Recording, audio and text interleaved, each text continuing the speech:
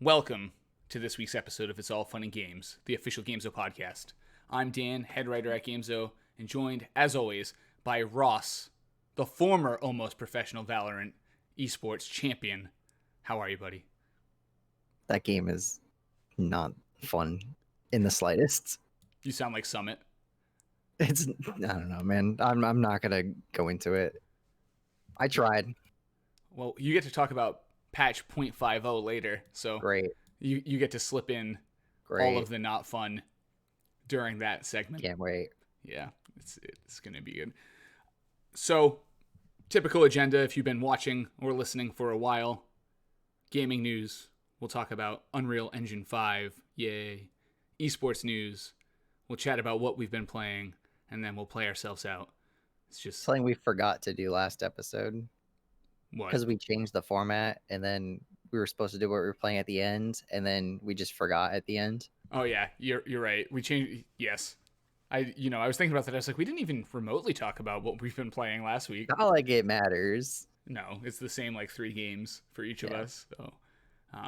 So next week there is a game coming out that I'm excited for. So What is it? It's Man Eater. It's that shark game that Tom was Oh. terrified of. Yeah. So it looks super fun. So I'm gonna pick it up. Plus I like that studio. But anyway, not to get too far ahead of ourselves here. Few quick things. So that's the agenda. Again, if you've been watching for a while, great. You understand it or listening. If you haven't, that's how things work around here. At least now, agenda can change at any time. We are live on Twitch every Sunday, 2 p.m. Eastern. If you're here, you can see that. If not, just follow us on Twitter and you'll get the link. If you're listening on any of the podcasting services, we're there. Make sure you hit the little bell or like, subscribe, 5-star, all that good stuff. We got to say it. It's just You don't even know what you're talking about. Nah, I'm just saying words. I just say words. Just do all the things that give us positive stuff. You don't know what site has the bell and what site has the follow button and what site has the subscribe. Well, we're on YouTube, we're on Apple, Yeah. iTunes, we're on everything. So just whatever the good thing is for the service you're listening to us on, do it. All right? That's the easy way to do it. So anyway, let's get right into the gaming news. Boom, marker.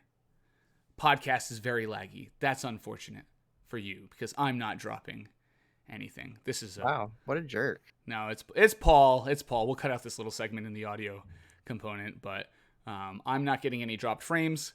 On the upside, I am recording it, so there should be no lag for the people who are listening on the podcast. Anyway, let's forge on into our first topic. Epic Store giving dope ass games. I already swore. I gotta mark that and beep it out. Damn it, man. Damn it, man. So anyway, they gave away GTA 5 this week. It crashed their store. Everybody was psyched. They already own it, but they were getting in there. They were downloading it. So I've never owned it. did you get it? Now in I there? do. Hey, perfect. Yeah, I got it this morning. Okay. Yeah, that was one of those GameStop manager games that I got for free. So I've had it since launch. I don't know that I've played it more than like half the story mode, but I've owned it. Yeah. I'll be playing it for the first time. Oh no, there's some great stuff. There's some funny stuff. There's some good stuff. Andrew, my brother, played it, and I watched quite a bit of it, so I'm pretty familiar with what happens. And we've talked about it before on this show, right? The online component is like ridiculous. I found out in I think episode 1 about those IRL servers where people are playing or whatever. They're playing different roles, and It's an MMO essentially now. yeah, and they've added all kinds of crazy stuff. Have you seen anything about the ongoing war in Grand Theft Auto 5? No. Okay, so you know those like skin tight Zentai suits that like people wear at the sports games? Mm-hmm. Like from I think it's from Always Sunny is where it became popular. Yeah. The green men. Okay, so in Grand Theft Auto 5, for a while there was like a Zentai suit with like an alien head, and it was just all green. And it became like a meme that these people just sort of like ran around and just caused problems and griefed people. So it was just like the green alien gang or something like that. And then Rockstar came out and made like a purple version of it. So now there's like warring factions of the alien people. So there's people that are just like in purple, and then they make their car all purple, and they roll up and they start fighting the green people online. And Rockstar actually made that item free for a while because they realized it was like such a meme and they wanted more people in on it. That's So awesome. if you like go on like Twitter or like TikTok, I guess is where it also is. There's just like huge collaborations of just green versus purple aliens, and they're just beating the crap out of each other. It's pretty funny. That's amazing. Are we team green or team purple? What are we I don't doing? know. We gotta, I think the green people were the bad guys at first, and then the purple people were like, "No, we're gonna fight the green people." But then the purple people kind of went wild too. So I think it's just as Grand Theft Auto 5 goes, everyone is just out griefing each other. makes sense. Think Makes of the player sense. base. Yeah, that's true. Fair point. Fair point. The, so I I mean mean, I that. mentioned it was on TikTok, so that should tell you everything. Yeah, I downloaded TikTok. I did that boomer thing. I downloaded TikTok. I was like, I'm gonna understand this, and then I No, just don't understand it. So I'm probably gonna move on from that. I don't know. But anyway, the cool thing that came out of the GTA 5 giveaway is there were also some leaked titles that may be coming to the Epic Store for giveaway soon over the next few weeks. student TM. Yeah, so we have, I guess to be clear, right, not all leaks have validity to them. So it's not like we can sit here and say like, "Oh, well, if these leaks came out, it's guaranteed that these games are going to be the ones." But, you know, Time to probably. throw away your journalistic credibilities and just start making reckless speculation. Yeah. So the next 3 games, according to the leak that will be coming out, are Civ 6 on May 21st. Love me a Civ game. I'll be in there. I'll be downloading it. If that is indeed the one. Borderlands: The Handsome Collection the following week, and then Ark Survival Evolved the following week. I don't know anything about this Ark game, but I see a lot of people playing it. Yeah. There's like dinosaurs, and then like You know that second Extinction game or whatever that you thought was cool? yeah. It's essentially that. Oh, okay. Same thing. I watched people play it, and I was like, this is kind of boring, man. All I know is you're trying to tame a Stegosaurus or something. I don't know what's going on. I'm trying to keep up, but Yeah.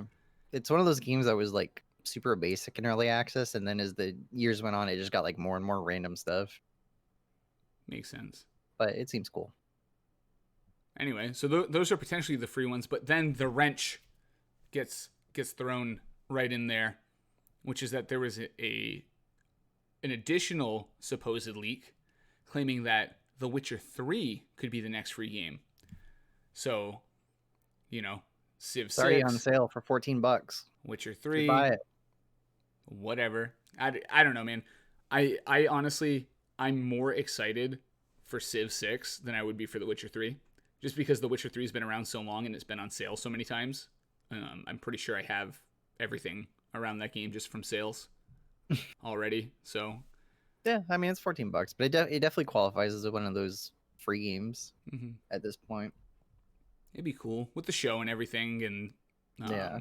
I mean, we're talking about Steam sale, but like the Epic Game Store has their sale going on, and it's just kind of like super underwhelming because the Epic Game Store is just meh. not the greatest, unfortunately.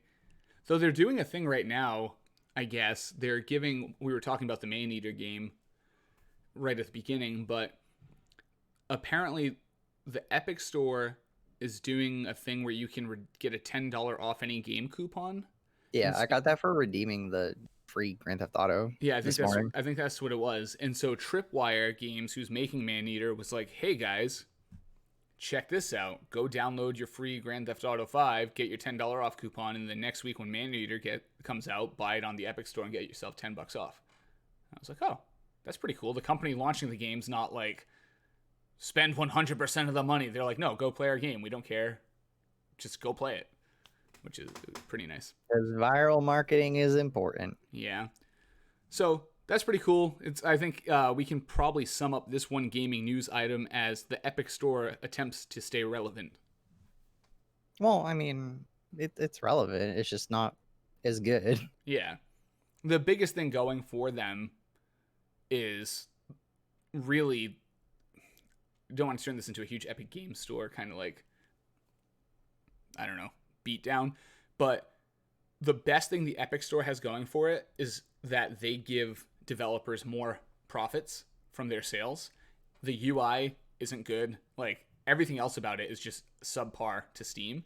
So it's like, that's what I mean when I say they're fighting for relevancy, is that they really only have one small leg up on Steam, and then you have to believe in the people buying the games to care enough about the developers making the games to actually go to that secondary store and buy them there. You know what I mean? Yeah. Which is It tough. seems to be a little bit better curated than Steam. It is, yeah. I don't see really as many saying of much. those like No weird nudie cat. anime girl slide puzzles, no made in Unity in a day. Yeah. Bikini anime girl shoots Nazis. Yep, random, like, I see a lot of these now, like the cat RPGs. Like, there's Cat Quest, which is like a legitimately interesting, it's like a real RPG, but there's all these, like, when I say cat RPGs, I mean, like, look, you're a cat and you live your life and you have to up your stats so you can drink milk better. And it's like, why do we have these games? No one needs these. No one wants. Yeah, and now Steam has like mobile games on there, and it's a mess. Yeah. Go listen to Leith from Cloudfire talk about the. Oh no, that was an off-air discussion. Yeah, They that can't totally go was. listen. Rip. There was a really good discussion about the state of the Steam store there. We'll have to like go dig that out of the archives somehow. But anyway, that's the Epic Store. In a blast from the past, and another one of those Ross's nobody asked for it. No, I mean moments. No, I'm kidding. Every time don't pin that on me. Come on. Every time something gets remade, I just think of Ross being like, who asked for this?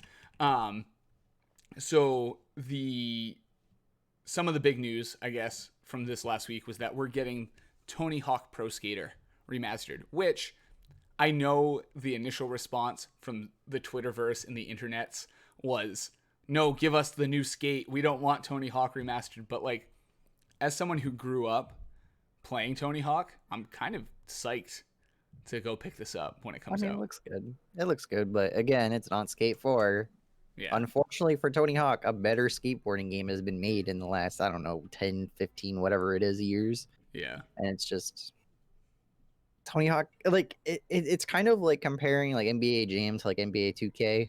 I want this hyper realistic skateboarding game that has all these really cool physics based things. And the cool thing about Skate is that you could do both. You could have like the really realistic lines and stuff like that where you jump off a curb and it still looks cool, but then you have these weird almost arcadish like giant ramps. And the reason Skate was so good is because it just does both of them really well, but Tony Hawk only does one of them really well.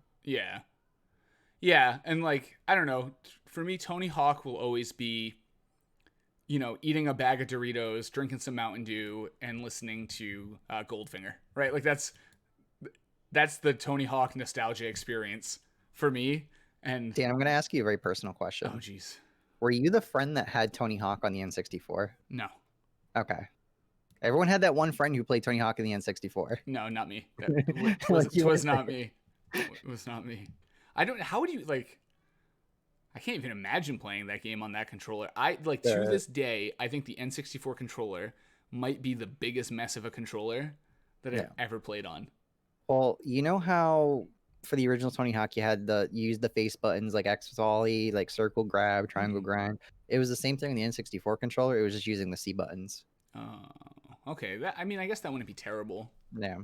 Now I got to ask you, were you the one friend? I was not. Okay. I was not. You knew a lot about the controller layout there. No, because I had the friend who had it on N64, which is why I brought it up. Yeah, I don't know. I'm trying to think if I had a friend that had that game on N64. I don't think so. Yeah. But that's funny. I have very fond memories of playing the Tony Hawk Pro Skater demo on the Pizza Hut demo disc. The Pizza Hut demo disc. That's so...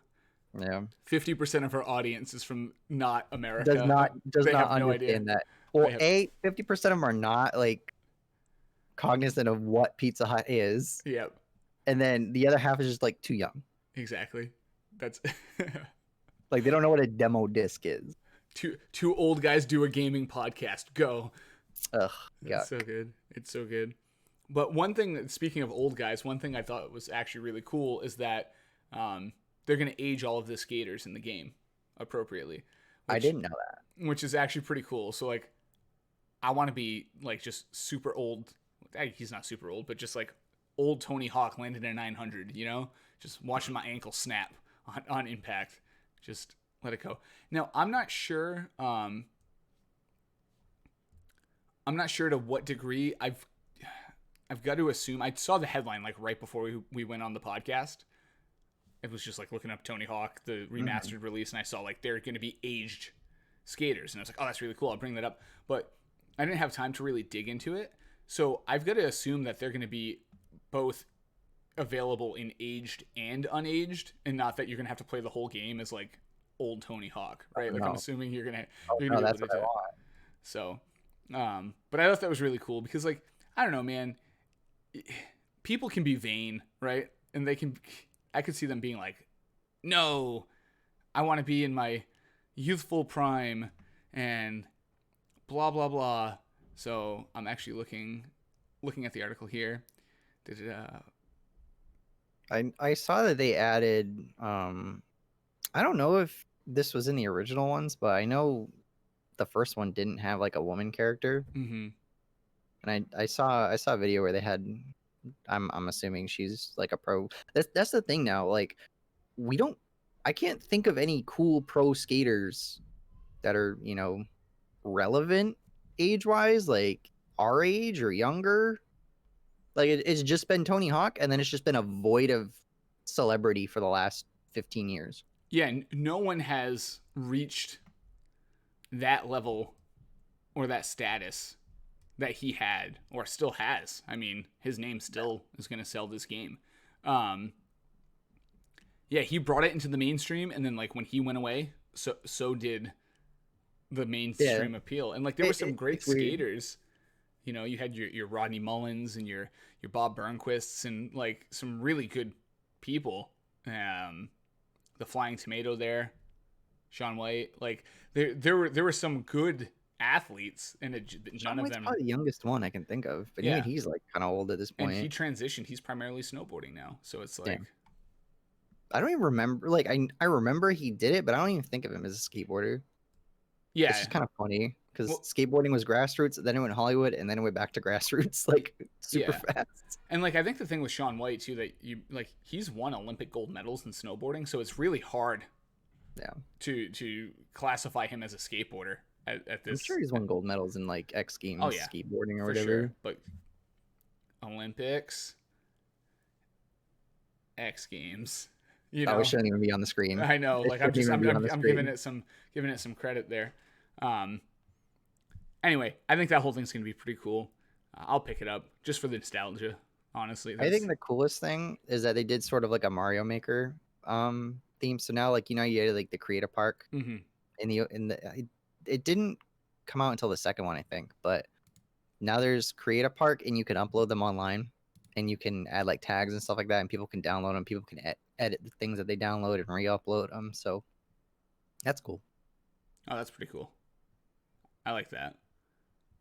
Because that was, I mean, I remember making parks back in the day and being like, oh, my friends had... But back then, that was kind of a cool thing, right? Yeah.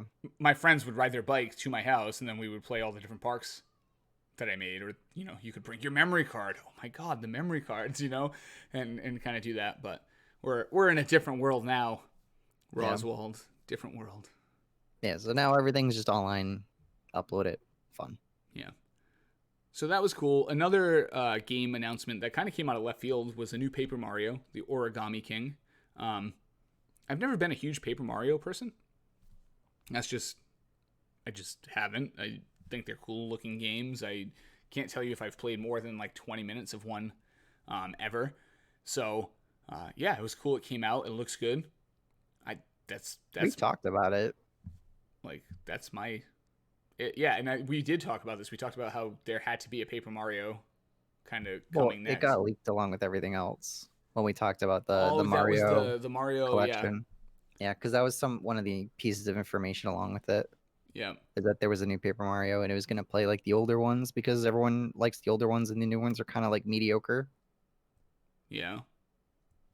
But it looks fine. I mean, the thing that comes out of left field that it's coming out in literally 2 months from now Yeah. to the day. It's not even. Yeah. Like, okay, we get announcements all the time that are just bloop. This thing's coming. But you're right. The distance between Yeah. the two is, not a problem, but that's what makes it kind of really unique. So It scares me because the last time something like that happened, the game was Mass Effect Andromeda. that game was And so how did good, that go? though. I love that game. There's a lot of sarcasm in my voice right now. I've never even played it because I there was were a gonna lot say, of issues with Dan, it. don't lie, don't lie, I, don't lie to the people. I think I said on the last podcast there was a dark day where I was sitting there because we were talking about the Mass Effect trilogy being remastered again. Mhm. And there was that dark day I was sitting there and I almost hit purchase because it was on sale and I was looking real bad for some kind of sci-fi game to play and I couldn't bring myself to do it. So, Have you seen how bad that game was? yes, Like I when it have. first came out. Oh I have. God, Yeah. I would that's rough. I would avoid it at all costs. All costs. So that's that. Paper Mario. Everybody buckle in if you like Paper Mario. You got the Origami King coming. Have some fun.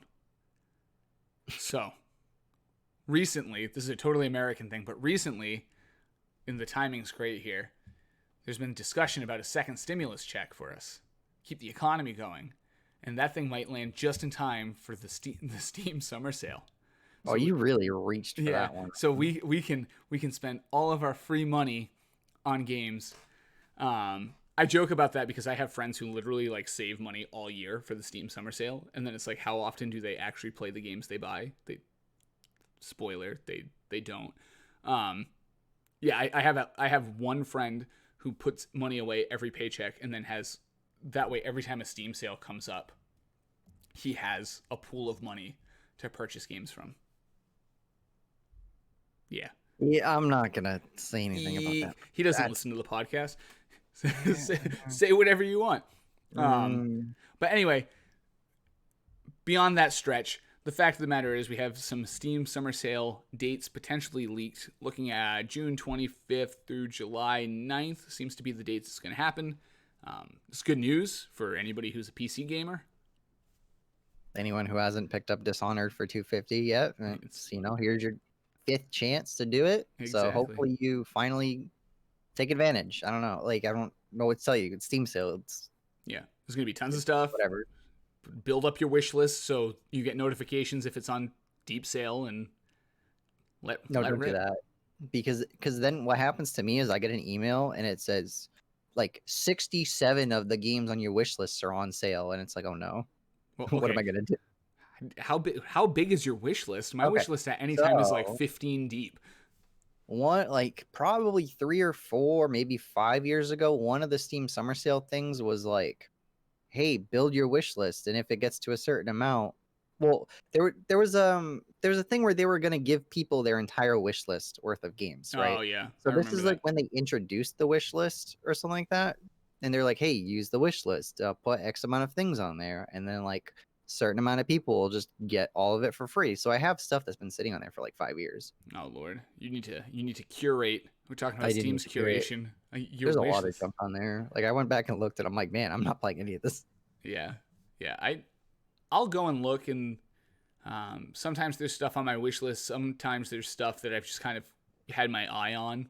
Like I picked up in the winter sale, I picked up Cartcraft for cheap, which I had my eye on for a while. It's kind of like a small development team doing that, and I grabbed it cheap, and I'm happy because it's fun, but there's no multiplayer in it. So like I would have been a little upset had I purchased it full price. But also, if I was going to purchase it full price, I would have done more research. So I wouldn't have, right? So it worked out. But yeah, I mean, the dates seem to line up. There's going to be tons of stuff on sale. There's going to be tons of garbage on sale. But there's also usually a good chunk of good stuff on sale. So get ready for it. It's more a matter of what's not on sale than what is on sale. Yeah. So Because I remember making this comment that a good indicator of like whether or not a developer actually cares about their game is with like if it's on sale during a Steam sale. Because like some stuff like it just doesn't get marked down at all because the developer just kind of like forgets about it. Yeah, that's a really good point because even in the conversations we were having a few podcasts ago with Leith, he was saying like, they'll send us the thing and then we have to determine what the price cut's going to be, right? Yeah. And it's just like if you get that thing from Steam and you're like not doing it, like do you care, right? Because that's when you're going to. The fact of the matter is that most of these, at least the smaller companies, move most of their title during the summer sale or the winter sale or any of the Steam sales. So it is what it is. But I'll be in there. But, I'll get a bunch of stuff I'm not playing. yeah. That's pretty just, much. That's just how it works. So. Bum, bum, bum, bum. All right. So moving on. You put this one in there. Terraria 1.4 release. A game that has been probably marked down to like less than $5 numerous times for numerous Steam sales because it is 9 years old. Mm-hmm. And yesterday, 9th birthday, I forget the development team name, but they released their 1.4 patch, which in 9 years 1.4 seems kind of I don't know about that one, but this is the final update for Terraria. And it's when I was like looking into it, the changelog was like 45 pages long. Oh man, so it's not like a baby update. It's essentially the don't ask us for anything ever again update. They added like 1,000 items. They fixed 450 bugs. They made like mod support a thing now. So they are essentially like, here, we fixed everything. We added everything you want. Now it's your job because we're not working on this ever again. We'll come and fix bugs like now and then like, if there's actual problems, but nope, it's all your job now. Have fun. It makes sense. And it's funny because 1.4 seems small, but it depends on what versioning scheme they're using. Yeah. Really. So like if this is 1.4, but they were like 1.3.92, at one point, it really depends. But yeah, you were telling me about this and I was like, that game's been out forever. What's the big deal about the release? And then you were telling me all this stuff and I was like, oh, that does make sense. If they're doing kind of like, this is the last big push. Yeah. Here you go. It's your game. Live with it. Then it makes sense. I really like it when development teams do that, where they're like, here, like this is it here, and then we're giving you mods, like we're giving the community control of everything now because we don't want to do this. Because a lot of times companies will just be like, hey, this is it. Yeah. No, we're not fixing anything. No, we don't have mod support. Just here's the game. It's actually funny because we were talking last week in the Xbox Series X kind of release stuff, right?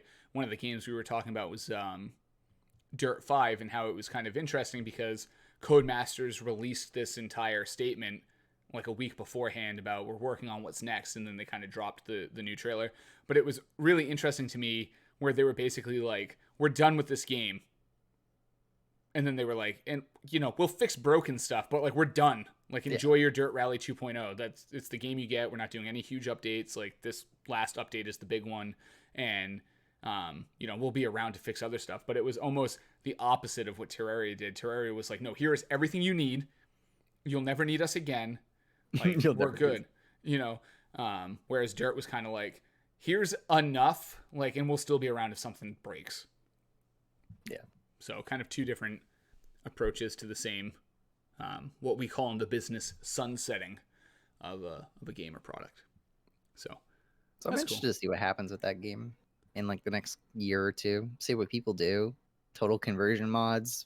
Who knows? Yeah, people get crazy, man. There are some really talented people that just sit around and mod the crap out of games, and it's almost like, why aren't you? A lot more constructive than sitting around and modding Twitch channels. Yeah, it's true. Anyway, so another game so Terraria, relatively well liked and strong community around it. Let's go the other way. There was like a patch where they just like didn't get any updates for like a couple years, and the community was like, hey, where are these people?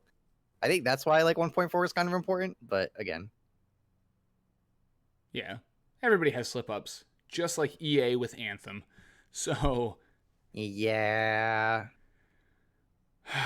long dad sigh before we even dig into this topic. this game is a prime example of when I say I don't care about E3, I don't care about the trailers, I don't care about the in-engine footage. Like, just show me the game.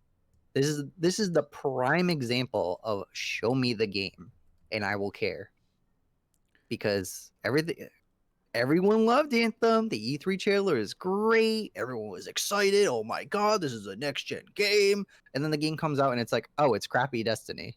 Yeah. Well, so I don't want to turn this into the core topic of the show, but if you have the time, go read the Kotaku article about this game. It's bad. It is insane. Effectively, these people were told like go ahead and make a game, and then they made the game, and then they like stripped components out of it because they didn't think it could fit into what they wanted to make. And then some higher up was like, no, put the jetpacks back in, and they had to like remake the whole game, and it just like the whole thing was just a dumpster fire the whole way through. So there is no surprise to me that the game came out and it did not do well, and then this article from Kotaku came out and it kind of explained why it didn't do well. Yeah. And some people, they enjoyed it, but in a way like a lot of people enjoy games that aren't very good, which is like, look, you have some core mechanics here, you just need to build around those. And that's what Anthem 2.0 is supposed to do. So a little while ago, the team came out and they said, look, we're moving a bunch of the team onto another project, but we're going to keep a core team, and they're going to work on fixing Anthem. We're basically done putting updates into the current game. Like, we're going to support it, but we're not going to do any big updates. We're going to go and like fix it, so it's the game it was meant to be, basically. And everyone was like super excited. They're like, when's that patch coming? When's that patch coming? And they had to come out and be like, it's not a patch, guys. We're building this thing like from the ground. This is Anthem 2, but really what Anthem should have been, Congrats. You've all been beta testers this whole time. Exactly. Thank you for your feedback. This has been a great paid for beta test, and we're gonna go fix. Did it have a season pass too? I think so. Yeah, it's God. EA, so they did that. Christ, dude. So they've kicked off development, but again, the big story out of this is like they are projecting into the marketplace. Like, don't expect it anytime soon. This is a massive project. We have a whole team on it. Like, we put a team. Well, the guy said the team is 30 people. Yeah, like that's a good sized. Well, it's a good sized team when you already have everything there. Like, it's a bigger team than you would have just patching it. But you're right. If they're really going to build this from the ground up, the reason it's going to take a long time is because I guess to peel it back, it's a good sized team if they're going to use the bones that are there and just fix the mechanics, right? And it's going to take a little while to do that. It's a small team if they really have to build it from the ground up. Like, if they just like strip this whole thing down and just reuse the assets with like a whole new engine, whole new code, everything, then it's a small team, right? They should do that. Yeah. So I guess it really depends where it falls between those two. But look, if they can make Anthem 2.0 what everybody expected when they saw the E3 trailer, it might not still be successful because no one's going to trust it at first. But it could do one of those like Rainbow Six things where once it's around for a little bit and they're updating it and the community is relatively happy with it, and the changes being made, that it could pull people in. But I think their initial problem with launching 2.0 is all of that trust they lost with 1.0. Yeah, but it's also going to launch as like an 8-year-old game. Yeah.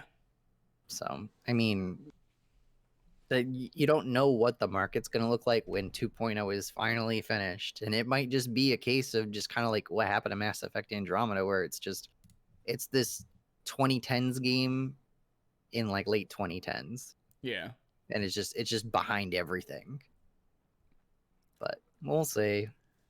Again, show me the game. Yep. Yep, stop showing me super slick, well edited CG trailers and show me the game. And it was actually funny in that Kotaku, and we can move on. But in that Kotaku article, they were talking about how like that vertical slice level that they showed at E3 had to be played like in a very specific way for the whole game not to fall apart. Like they could not mess up like an inch of that demo because that's how like on the edge it was, because so many changes were happening behind the scenes at once. Like they had literally removed the jetpack function and taken all the verticality out of the levels. And then an executive walked in and was like, "Nah, this game is Iron Man. You have to have jetpacks." And they had to build back in the jetpacks and add all the vertical scaling to the levels. That's like, Yeah, that's so much work. That is an amazing amount of work. So it is what it is. Hopefully the second one comes out and people have an appetite for it, because I think that from a core concept, could have been a cool game. Could have been. All right, we're past the gaming news, Ross. We're on to your favorite topic. The only topic. The only topic this week that had any meat on the bones to really discuss for a long period of time. However, I do not feel that way about it. However, the only topic this week that neither of us really wanted to go on about. So this is about to be the most interesting main topic segment we've ever done.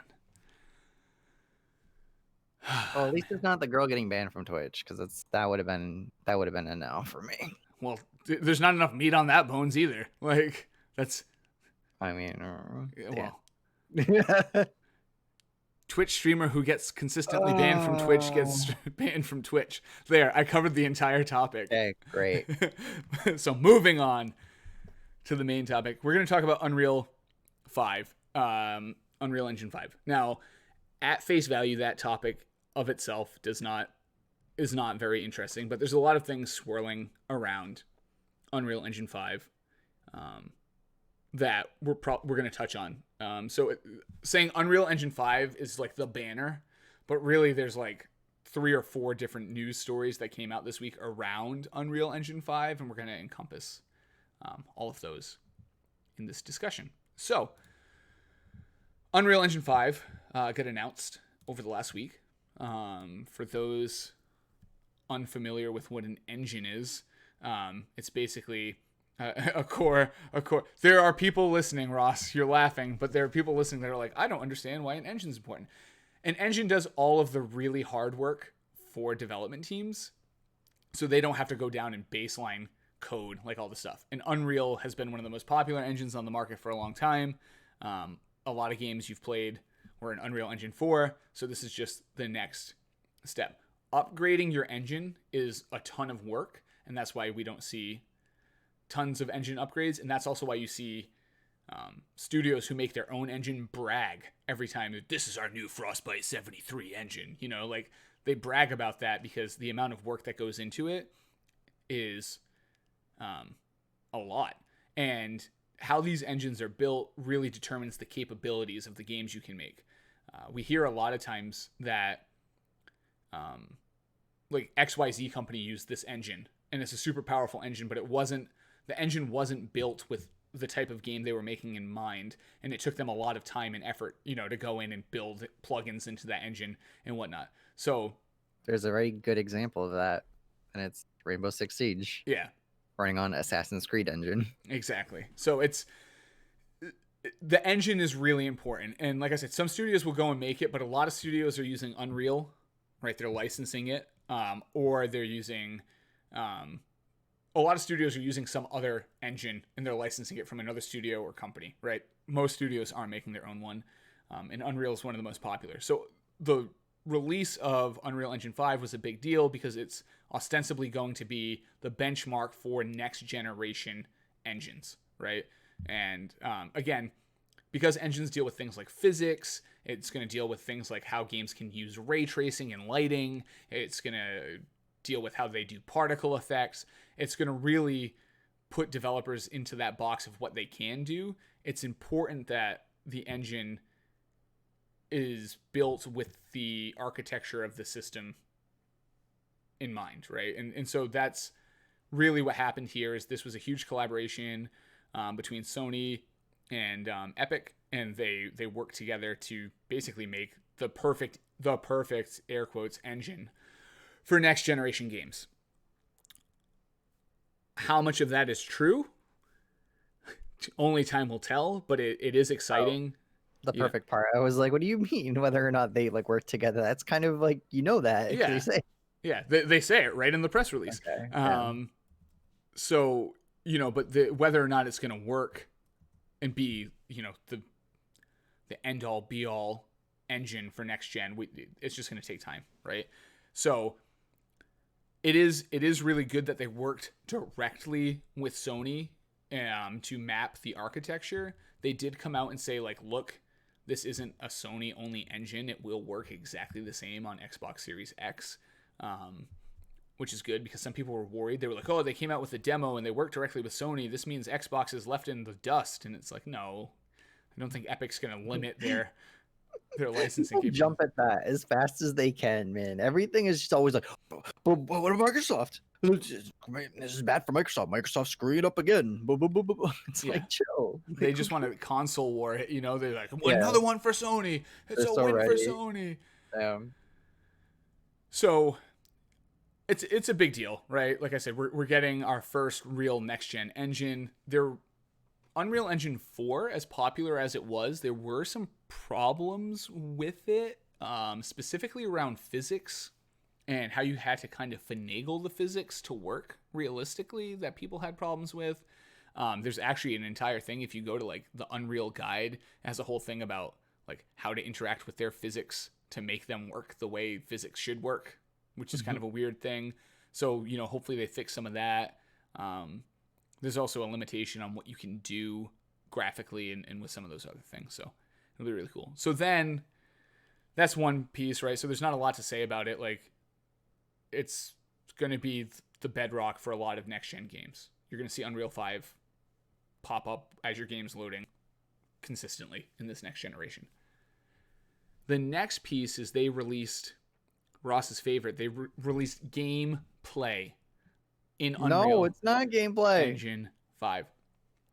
So this is where things get interesting.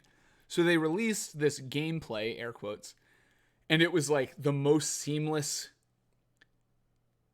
just CGI trailer thing ever, right? And everyone called nonsense and said it's not gameplay. And they were like, no, it is. It's just that's how seamless these next-gen consoles are. You get cutscene seamlessly into gameplay, seamlessly back into cutscene. And this is what Unreal Engine 5 is all about, is this seamless cinematic experience between you playing and the cutscenes. And with the new architecture of these systems and the SSDs and all of this stuff, this is what you're able to do without loading screens and cutscenes. It's just a seamless experience. So I'm also calling BS because we talked about this in the last episode. It's really easy to show seamless integration between gameplay and cutscene when you're running a $40,000 computer to run your engine on, right? Let me know when it's running on a console. So I need to see, like, I want to see the PS5 hooked up to a monitor, and someone with their hands on the controller triggering the cutscene and then going through the sequence. As I said, Anthem. Yeah. I'm holding my opinion until I see the actual thing. And it is, I don't care if it's in my hand and I'm playing it, but like, I need actual gameplay on an actual console before I even remotely care. Like, my biggest takeaway about all this is that the engine is not getting released until like 2021 or something like that. So that's, the games that are coming out on Unreal 5, we're still like 2-3 years away from that. And even then, it's very early use in the engine. So we're looking at like the later half of this next console generation before games actually start fully taking advantage of the big new Unreal 5 engine. And it's just like, okay, well, guess I'll wait here.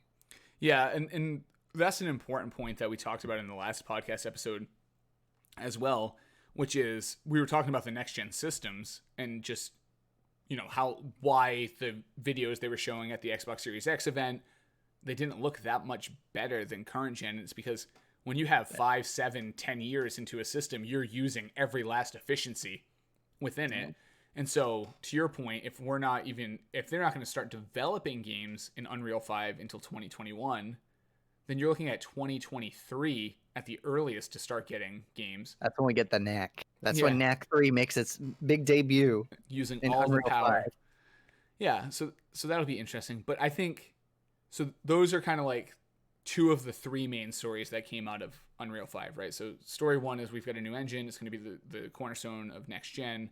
And, you know, ostensibly they've fixed their physics issues and some of their other issues with Unreal 4 and learned from that. So Unreal 5 will be better and it'll be optimized for the new system architecture. And, you know, include things like ray tracing, etc., that these new systems are capable of that past engines maybe aren't optimized for. The second story is the seamless gameplay, right, which we just discussed, which you and I are on the same page. It's whatever, like until I'm playing it or I see someone with an actual console playing it. You know, it's if it works that way, awesome. Next gen is going to be fantastic. I'm glad to be alive. You know, that's all I can say is to be optimistic about it. The third part, and we're about to make some PC Master Race people really angry. Epic came out and they were like, look, we worked so closely with Sony on their next gen system and optimizing Unreal for it and getting this demo gameplay out there and just showing you the power of next gen. And this next console architecture is so much more powerful than any high-end computer you could buy right now. Yeah, maybe at like a Best Buy. Marketing hype. Yeah. Of course. Because I've seen people on Reddit and Twitter and everything. They're like, oh my god, they've cracked the code. The PS5 is a $12,000 gaming rig inside of a $500 box. And look, Sony and Microsoft are doing really cool stuff with their system architecture.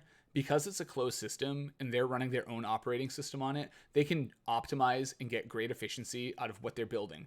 And what Sony's doing with their SSD, where they're basically doubling the read-write rate of the SSD through using a custom compression, like, that's sick. Like, clap, clap, clap. Awesome stuff. Like, that's system engineering. That is, like, real cool.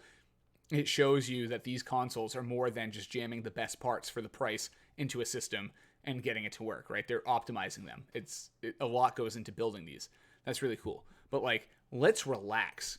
Okay, the people who made the engine, who partnered with the people making the next systems, saying that their engine works best on the architecture of these systems because they're the most powerful architecture they've ever seen, is them hyping up their engine, right? So my question to Epic is, okay, does Unreal 5 it's not going to look good on my $10,000 computer? Like, if I go out and buy a $10,000 computer, you're telling me I should just go get a $500 PS5 because your engine's going to look like crap on my super expensive computer? Like, no, they want you to play the games on PC or PlayStation or anywhere. They're just hyping up the next gen systems because it's a marketing push for their engine.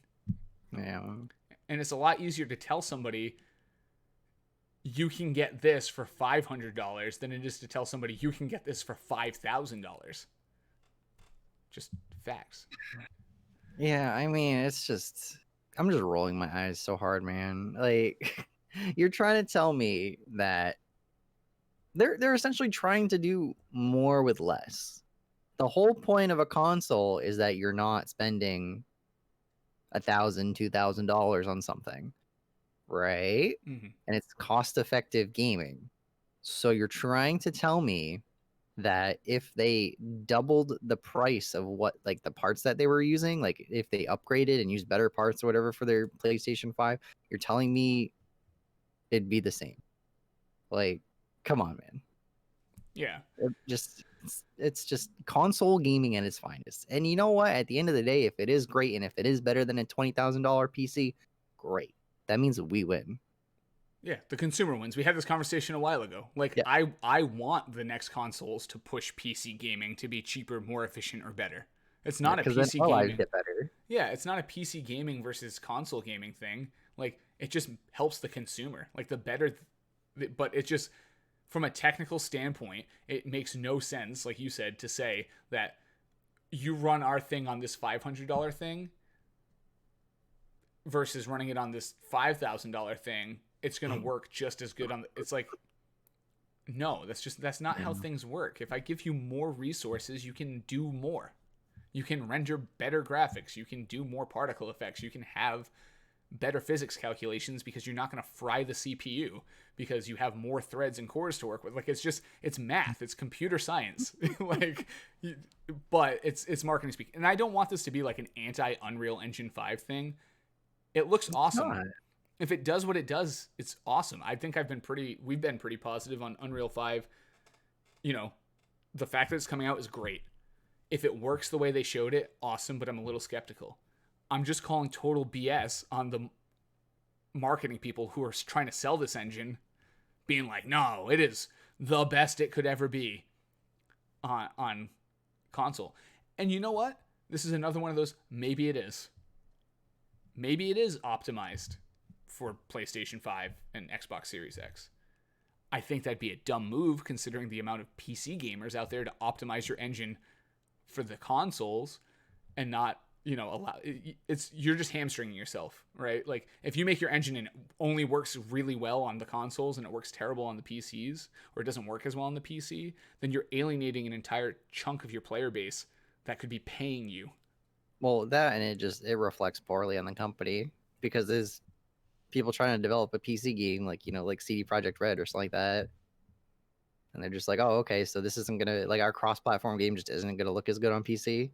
Yeah, that's kind of weird.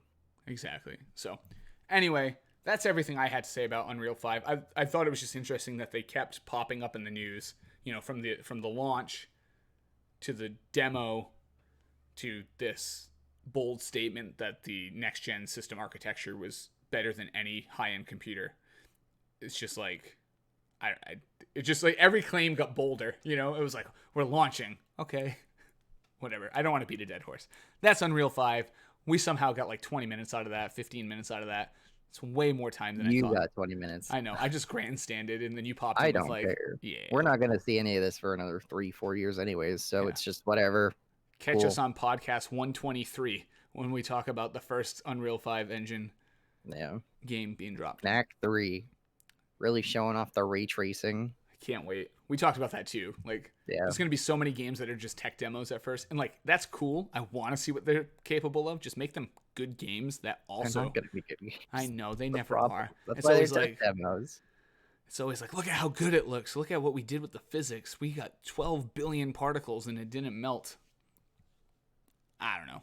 Right. Anyway, that's Unreal 5, kids. We're moving on to esports. Sports. Had to hit the marker. All right. The first esports topic is kind of an interesting one. Ish.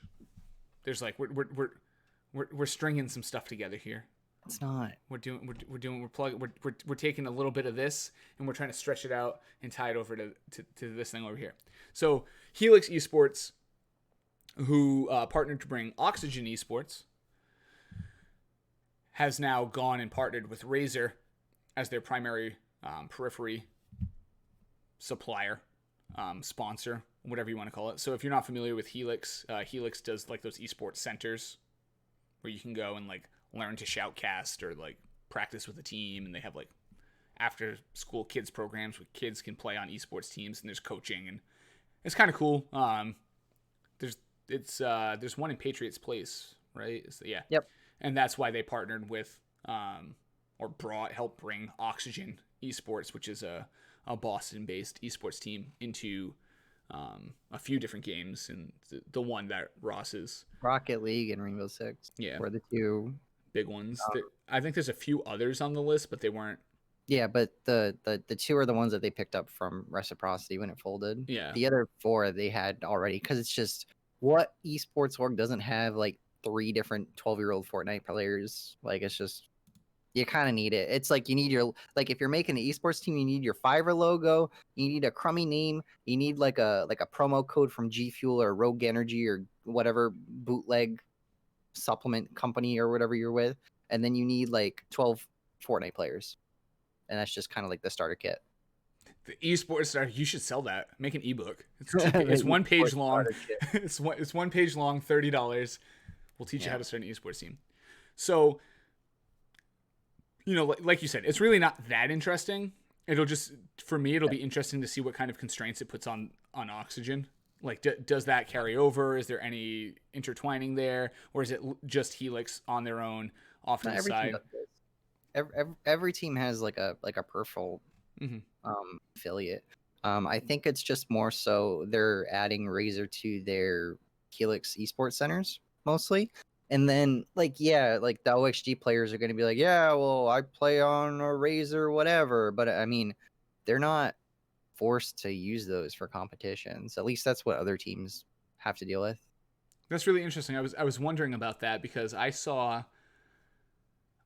it was like it went semi-viral. There was a CDL player who was sponsored by Scuff, or the team was sponsored by Scuff Gaming, and he was caught plugging in a Beaver Customs controller for a LAN, and it was like, ah. Well, every team is different, but I mean,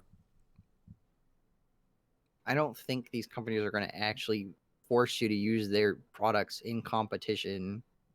I feel like that's a lot of teams shouldn't be doing that. Yeah, I feel like it's more not smart. It matters more to Razer, for instance, or Logitech or Corsair or whoever. It matters more that the team is winning and associated with their brand than it is that the team is seen playing with their equipment at an event. Now, I'm sure they probably have all kinds of control around when you're on stream or when you're, whatever, certain things. There's got to be some control around because, the last thing Razer would want is like,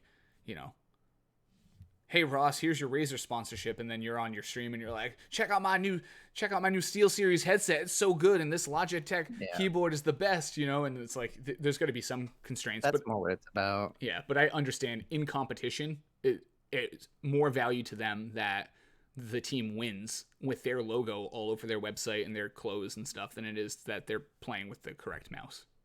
Yeah, because if you watch like a Counter-Strike lane, you'll see the people on the table and they'll have like every single player will have a different brand of mouse. That's funny. you play with what you like. But the whole team's sponsored by like Logitech, and it's that's funny. Yeah. But like you said, it makes sense. It makes sense. At So the end of the anyway, day, if your product is not good, sorry. Yeah. And it's not even if it's not even if it's not good. Like I do a fair amount of hardware reviewing, and it's like there are so many products that are good that just might not work for someone else. Like the mouse we both play with, you would think by stats that someone with large hands wouldn't like this mouse. I love this mouse. It's phenomenal. It makes me not palm it. But it does cramp up my hand. So if I was going to be playing games for a long time, I'd go back to my Dream Machines mouse, right? Just because it fits my hand better. Like, it's just preference. Those two mice have like the same sensors. They have the same everything. It's just like performance versus comfort. It just comes down to that. You can have really bad products for sure. You know what I mean? But like every $150 plus keyboard I've played on feels the same. It just comes down to preference. So it makes sense. Like, yeah, Razer's best mouse could be just as good, but if someone wants to play on, I don't know, Zowie. Yeah, just name any other mouse company. If they want to play on that, it's like, okay, it's probably got the same components anyway. It's probably made in the same factory. Like, whatever. So, anyway, we'll see what comes down with that. It is good for the centers, though, to have a partner like that where they can just have a standard equipment across all their centers. That it does work out. When all of this blows over, we should pop in. Yeah, no, it's definitely pretty cool. So, see what's up. There's supposed to be a Rainbow Six LAN at that Helix Center in June, but not going to happen now. Probably not. I was going to say, I've seen the best case scenario stuff I've seen with other events, esports, sports, whatever, concerts, is things in June are getting pushed to like mid-July right now, hopefully, but most of the June stuff's either being canceled or moved to July. So I don't know, man. I'm still staying inside. I'm staying inside till like October. I'm staying inside till like next year, dude. I know, I know. Leave me alone, man. I'm trying to go to a conference in October, and Meg's like, you probably shouldn't. That's Atlanta. The CDC's right there. They'll be like, oh well. I feel like the CDC being right there is a reason to go to Atlanta. Just just like I get a little cough, I just pop over. Like, I don't think that's how it works. study me. No, they do have a cool museum that I want to go to, but like it's weird because like to get to the museum you have to park in the parking lot, but like if you go there when like work is in session, it's the same parking lot that people work in, and they like do all the scan into your car and check you for weapons and stuff like that. And then like, but if you can't find a parking spot, you can't go into the museum, so it's weird. But anyway, I tried last time I was down there. All right, we got a little bit of league news. We got I'm gonna butcher this because I'm not a league person. Is it it's not just League. It's a reference to StarCraft. Oh geez. Because Yamato Cannon is a thing in StarCraft. Okay, Yamato Cannon. I was like Yamato Cannon joined Sandbox. He's the first Western coach ever in the LCK, which is the Korean League of Legends highest tier. There was another coach that was like in the Challenger League before, a Western coach that coached a Challenger League team, but he's the first to go to the highest level. It's kind of it's cool, you know. Mm-hmm. It is what it is. He's going to continue. He's going to do all of his coaching from Europe, where he's currently stationed, despite the fact that South Korea's pretty much got their stuff locked in. They noticed that like 100 or more cases trace back to like their entertainment region, so they don't want to kind of kick up anything in that area. But once everything's cleared, he will be relocating to Seoul and doing his thing over there. Yeah, it's pretty cool. It's so fun watching you like flounder with League of Legends or like Counter-Strike stuff that you're not familiar with, because you're like, yep. Yeah, so the LCK, it's their pro league, if you didn't know, because I sure didn't 5 minutes ago. Exactly. No, I am like 100% the reason you're here is because like I can do all of the gaming news. I'm locked into that. Esports stuff, I'm like, yeah. Give me my sim racing topic right after this so I can sound intelligent. You know, that's where I'm at. But I did think it was a pretty cool story just from that standpoint. Like you said, I had no idea what the LCK was before reading that article, and then I read it and I was like, oh, you know, Korea has been this kind of hotbed for esports. It's been like the first documentary I ever watched on esports was all focused around how big it was in Asia and Korea specifically. So to see a Western coach come in and get that nod is pretty cool. Kind of funny because he's not even that good. Whoa, you heard it here first, people. He's not even that good. Didn't he either coached or played to some championship wins? Didn't that happen? I'm pretty sure. Not that I'm aware of. I'm pretty sure. I don't know. He coaches on a team that's like middle of the pack, and then he goes and joins a team in Korea that's like kind of middle of the pack. So, but it's in Korea. It's funny because if you look at those teams, like that specific team has 6 coaches. They have the head coach, they have a coach, they have another coach, then they have the head trainee coach, and then they have 2 more trainee coaches. So there's actually a coach for. Wait, there's more coaches than like starting roles. Yeah, if there's 6 coaches, there's only 5 roles in the league. So look at that. They're overly coached. You name all 5 positions in League of Legends, Dan? No, there's like a jungler. There's like there's a AD carry. There's I know like loose terms. No, I can't. I just named 2 out of 5. It's almost a passing score, people. I played League of Legends for 1 week 10 years ago, so I will take that as a victory. Yeah, it's important because yes, the LCK is arguably one of the best leagues. You can make a case for the European League, and then there's also the LPL, which I believe is the China League. Might not be right on that, but so those are kind of like the top 3, and then America is just sort of like, hey, we're here, as always in esports, unfortunately. Yeah, just meh. Unfortunate. Yeah. So there's that. I don't know anything about that topic, but I put it on there, people. I tried. All right. This one's all you, former top 10% Evo completionist. That's right, people. Our very own Ross one time went to Evo, the world's biggest fighting game tournament, and finished in the top 10% of all participants. Go Ross. Yay. He's the best. So we found out, a little while ago that Evo was going to happen online. Obviously, the timing just didn't work, which is kind of funny because isn't Nevada like straight up open right now? Yeah, sure is. I think like so they probably could have made it happen, but I think it had more to do with talent coming from other countries and that type of stuff. It would have been severely neutered in that regard. But they said they were going to move to online, and then recently this last week they kind of laid out what's going on, right?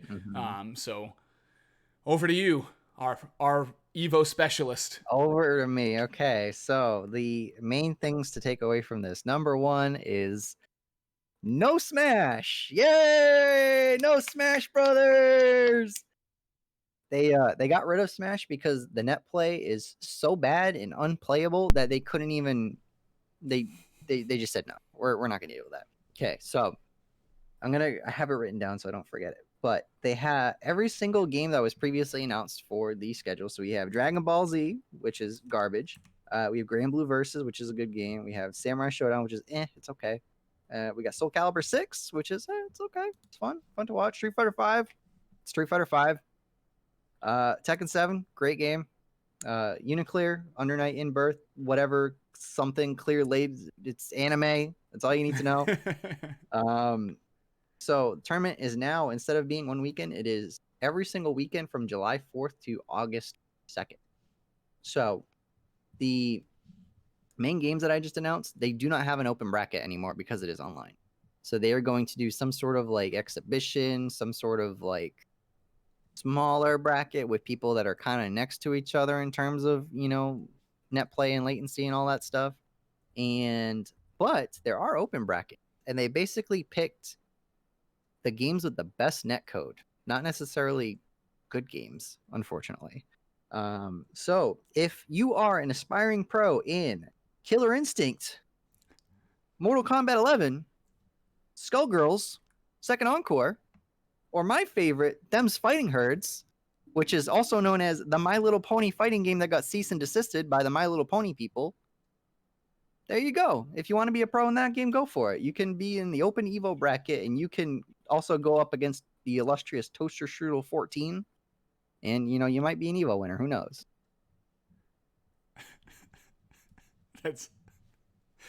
Oh man, I never, that just, I don't have words. You know the story about the My Little Pony game? I do. Yeah. I followed that closely.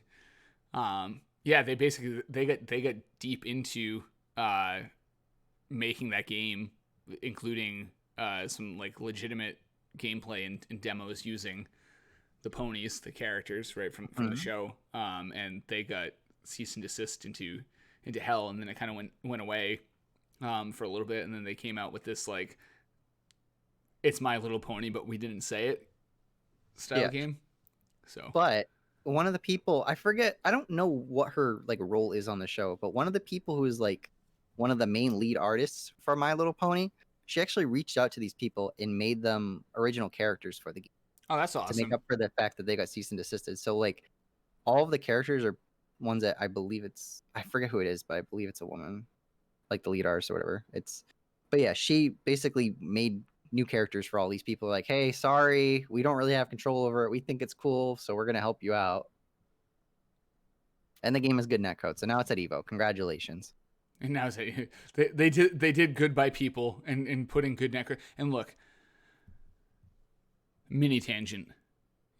Just do better with your netcode games. Like if you're gonna have like games that require like just high precision inputs or timing, just do better with your netcode. Okay, it's just do better.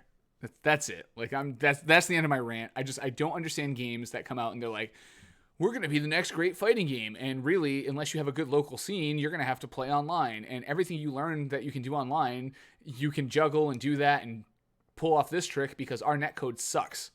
And as soon as you go on LAN, you're going to find out how bad it really is. It really is night and day.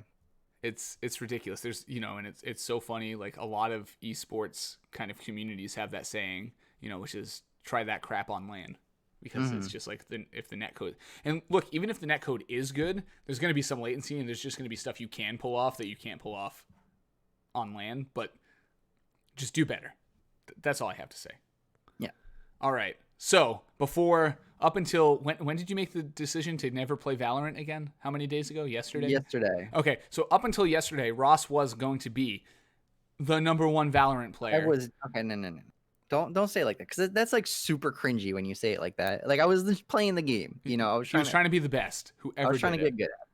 No, but I mean, like, I'm not trying to like go pro or anything. Like, that's cringy. Yeah. So I do it cringy on purpose to tease you.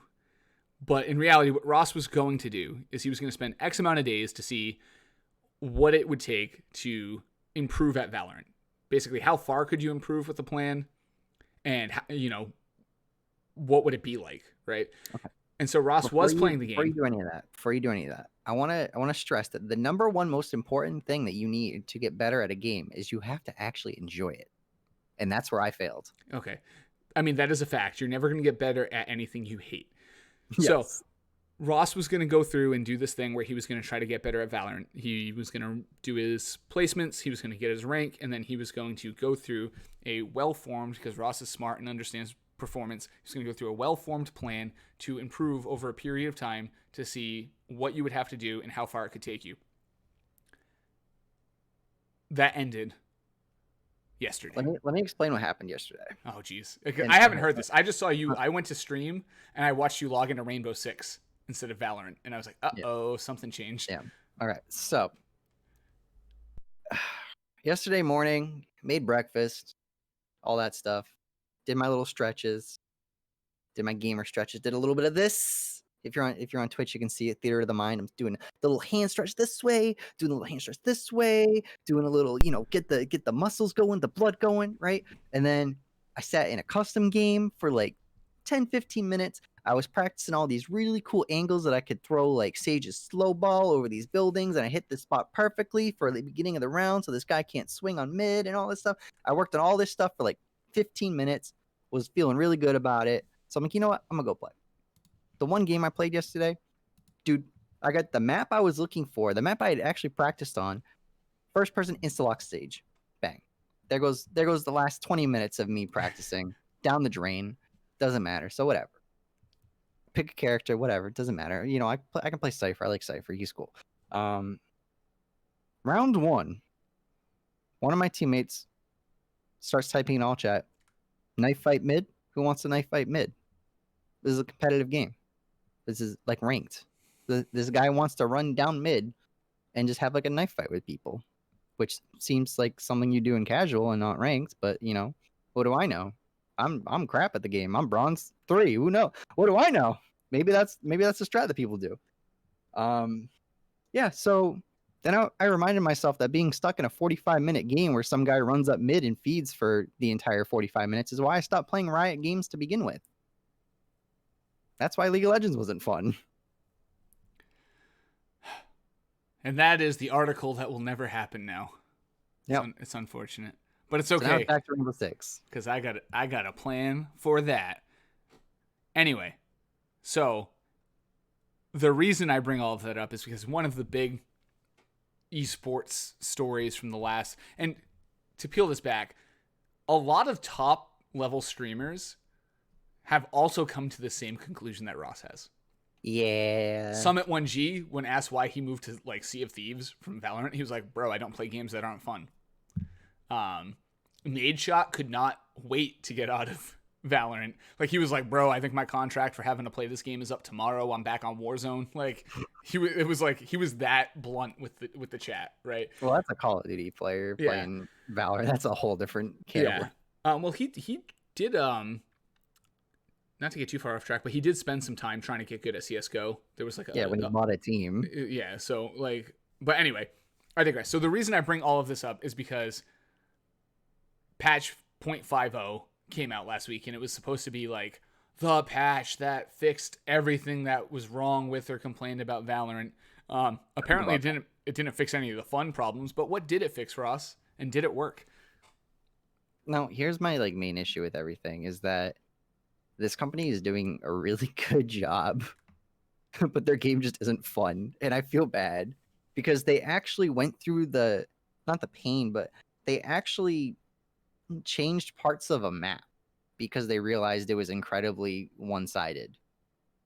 This one map was incredibly defender-sided, and there were a lot of like choke points where you had to look either left or right, but people could be in either spot, so you were kind of screwed. You were basically doing a coin flip, and then if people were in both spots, you were just dead.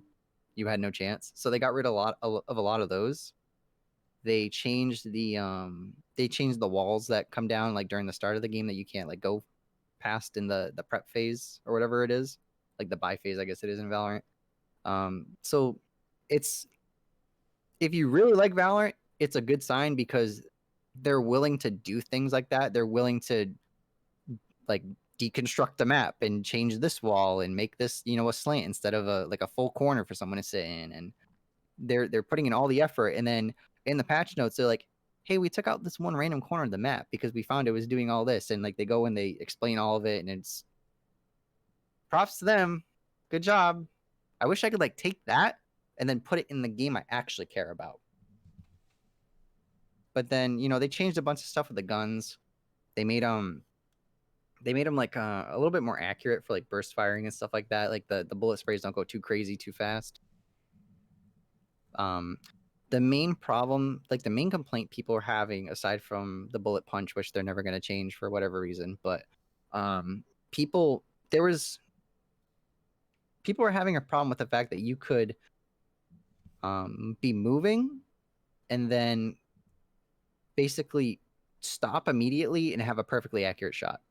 And then on their end, it looked like they were just still moving and for some reason got a perfectly accurate shot. So the problem was there's a transition phase when you're moving full speed to when you're stopping. And in that phase, you're getting full like walking accuracy, which isn't perfect, but it's very close. And you were getting that like immediately. So you could essentially still be moving and get perfect accuracy. So they basically removed that. So you can't just do like full on just walk at a guy and shoot perfectly. So that's good. But then they did some other things where they made like the machine guns cheaper, but no one really uses the LMGs because they're, you know, they're kind of a meme gun. But you know, it's a beta. What do I know? Meta can change. Yeah, the only way I can describe it is when I was watching you play after the patch, is it seemed better. Yeah. But I kind of agree with you. My biggest complaint with that game is just the amount of time to play. Yeah, you know, dude. like I don't know. I get that those longer games can become much more competitive, and that's what they're really pushing for is the competitive kind of market. Oh, they changed the money cap too. That's what they did. Okay. Yeah, because you used to be able to bank as much as 12,000, and now it's 9,000. So like you could get like 3 or 4 games, like 3 or 4 rounds, and just like steamroll people, and then you're set for the rest of the half, essentially. Yeah. Yeah, they need to do. I know they're trying to be CS:GO, and so the pacing's down, but I just feel like they have to do something if they want to keep the more casual player. They need to do something to make it so if I want to hop on and play games with friends, it's not just playing one. You know what I mean? Yeah. Like you can't even like we did it a few times. I hopped on with you, and it's like play one game. Okay. 40 minutes, 35 minutes, whatever. Okay, now I'm feeling warmed up. Do I actually have time for a second game, knowing it could take up to an hour to play? You know, it's tough, especially for people who are busy. But that's the Valorant patch. They continue to try to fix things. Like Ross said, I think that's the most important thing is if you're into that style of game or you like Valorant at all, it's really good signs because, you know, we have this joke about we hear you. I was just about to say. But it's like Riot actually does, and they fix stuff, which is good. All right, the last point. Chad Larson leaves Reciprocity. You put that in here. It's got the little Ross plus next to it. So Yeah. hit him with the deets. I mean, it's not really. There's not much to explain. It's just one of the founders who is the head of Reciprocity. He is gone. Last time we heard from him, he was sitting there and he had like a full video of just, hey, Reciprocity is going through some challenges. It's really hard for us. We're not getting money, but you know what? We're gonna be back, and apparently without Chad now. Yeah, we're gonna be back, just not with me because I Not got with better Chad. things to do. Yeah, So, interesting development. unfortunate because he was a really good guy. He is one of the main reasons why Oxygen picked up Reciprocity, because he went around and tried to give these teams to people essentially, when he could have just said, hey, you're gone, bye. So a good guy move, I guess. You don't really see those in esports, unfortunately. No, So it's very. We've had these discussions, right? Just like whole rosters getting dropped just because, it doesn't work out due to, LAN versus LAN and all this other stuff. So it is what it is. But yeah, that's, I wonder if wild speculation, does he have some kind of new move set up? Is he going to go do something with Oxy? You know what I mean? Like, no, he's working on a comic. okay. Hey, awesome. I like comic books. Hit me with it. Yeah. Hit me with it. So cool. Well, that's esports. Not one singular sim racing topic. You're welcome. You're welcome. But soon you'll be able to check out our sim racing podcast where we talk about only that stuff. Podcast. When I say our, I mean Gamezo's. Ross will have nothing to do with it. Thank God. We'll drop information about that as it comes out. It's only going to be like twice a month because honestly, there's like one news piece per week. So it's really not, or two news pieces per week. So not a ton to talk about, and it'll be quicker. I don't know. I know you love it, but it's very much not esports. Like the average esports fan does not watch sim racing. No, sim racing is super popular because of the racing fan people. Exactly. It's more of a auxiliary to racing than it is to it is an esport, right? Just by definition, but it is popular to racing fans who also like video games. It's not popular to people who like video games normally. Yeah. And that's why we talked about splitting it out because at Gamezo, our sim racing articles do very well. And we want to have that content for people. But for the average person listening to this podcast who just wants to hear about normal esports, they're like, I don't care. Some of them might, and if you do like that, then come listen to the sim racing podcast. But yeah, Paul and I talked about it and it made sense to just split that out and do it like 30 minutes twice a month or something like that. So we'll be doing that soon. Direct Drive with Dan Tyrell. Pop in there. It'll be a good time. So Ross, let's not forget it this week. What have you been playing, buddy? Oh, back to Rainbow Six Siege. Hey. New the podcast is being recorded on a Sunday, 17th. Tomorrow, May 18th at 1 p.m. Eastern, they are revealing the new operation, which is Operation Steel Wave. 2 new operators, new map, hopefully fixing problems, but most likely just creating new ones, as is Ubisoft's way. As much as I love them and as much as they are very hardworking and they are a very good team, it's just a mess at all times. Yeah, constantly. That's good. Next podcast, remind me to rant about anti-cheat. Right? Why? What's wrong? I just saw like a big Twitter chain the other day and a similar one in Reddit.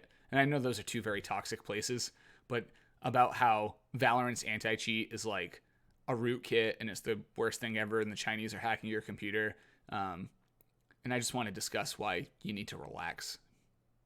And you mentioning Ubisoft made me realize that because almost every major anti-cheat on the market is a kernel level anti-cheat and nobody freaks out about it. So, but anyway, we're almost at an hour and a half. I don't want to drag things on. If it's still pertinent. And it's just like, I'm not playing anything. End podcast. Yeah, the end. No, I am. I have been playing some stuff, just general kind of popping around, playing a lot of different stuff. No main focus right now. If I had to say I was playing one thing more than anything, it's Assetto Corsa, Competizione, ACC.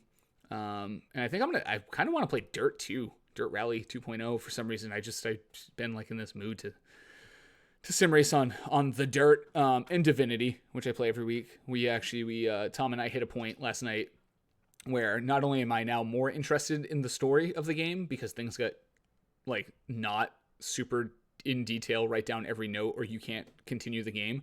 But I think having a week off from playing it like made me not so like beat down by it. But yeah, that's just, I guess this section of the podcast is Ross and Dan are still playing the same crap they're always playing. Right. That's it. Yeah. Like I said, next week, Maneater comes out. I'm trying to get a review key for that. If not, I'm going to buy it anyway. Trying to get a review. Well, you can't say you're gonna buy it now, because now, like, if they listen and like, oh, we don't have to give him a key. Tripwire's like, leave Gamezo out of this. The dude's going to pay us.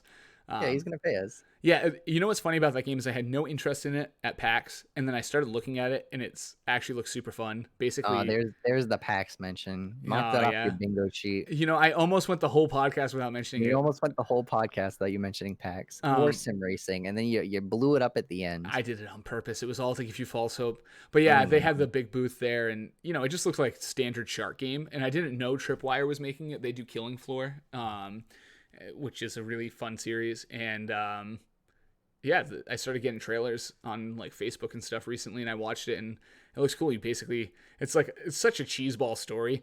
Like you're a baby shark, and your mom gets killed by like this shark hunter fisherman. So you like grow and evolve in this open world and take down like these shark hunters and like attack spring break beaches and stuff, and intake protein and use your points to evolve.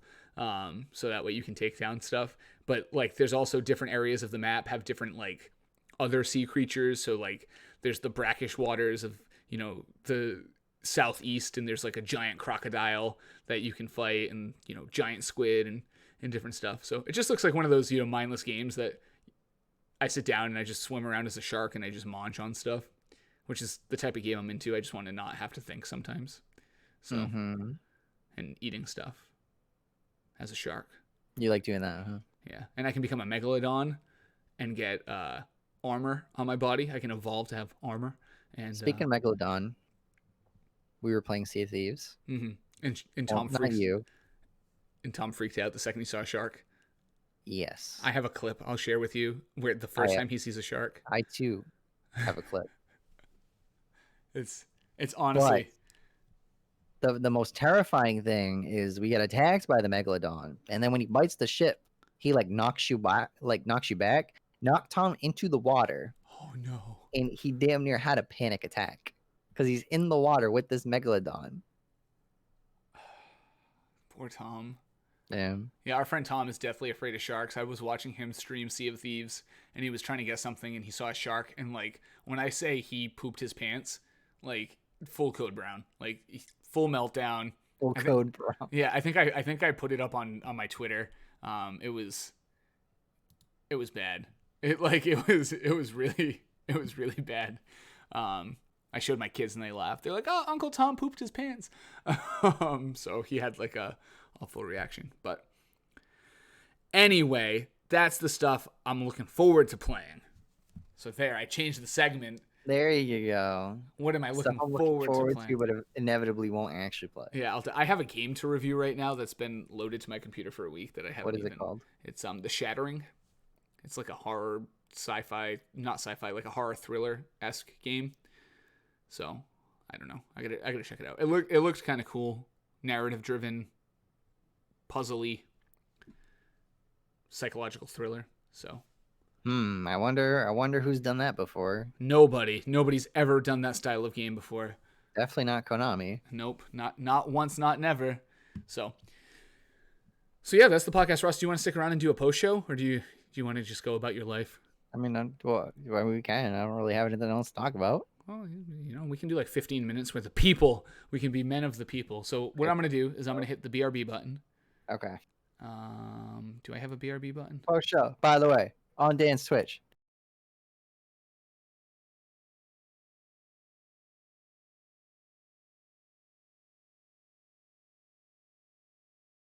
all of our socials linked below our stuff. Go to gamezo.co.uk for all of our articles. Follow us on Twitter at GamezoGG. I am Bitwise Dan on everything. That is BITW1SEDAN. Ross is Rain R6S on Twitter, and from there you can find any of his other secret drop Twitch channel stuff. Yeah. Which is all good. And as That strategy always, works well for Supreme, but it does not work well for me. yeah, it's almost like more consistency in your scheduling is better. And then the last thing is top of the hour. We said it. We're going to say it again. Go to the thing you watch this on and click the associated thing with rating us highly. Give us feedback if you want to. We take it to heart. We do adjust what we need to. As Paul said, constant innovation.